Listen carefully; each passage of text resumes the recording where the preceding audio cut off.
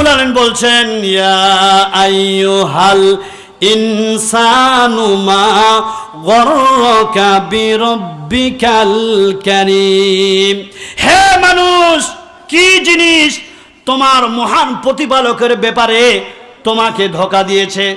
ধোঁকা দিয়েছে সুন্দর নারী, ধোঁকা দিয়েছে দুনিয়ার সম্পদ, ধোঁকা দিয়েছে দুনিয়ার টাকা পয়সা, এই সমস্ত কিছু আমাকে ধোঁকা দিয়েছে ইত্যাদি, যেগুলো ধোঁকার কারণ।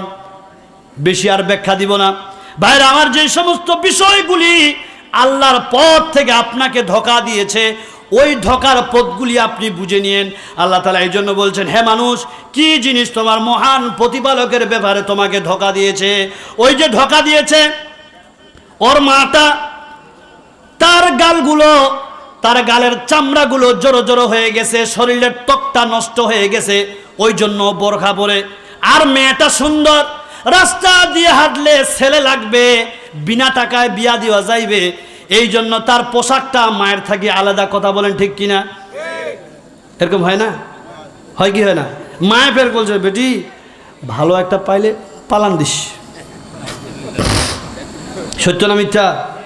বেটি প্রেম করে মাও জানে। মিথ্যা? বেটি প্রেম করে কে জানে? বাপ কিন্তু অজানা।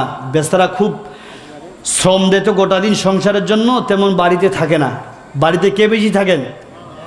কেউ না জানলে জানেন কে? মা। বেটি প্রেম যখন কইছিতে পালাই যাব, টাকা পয়সালা বাসি আছে না? এরকম কথা আছে কি না ভাইরা আমার?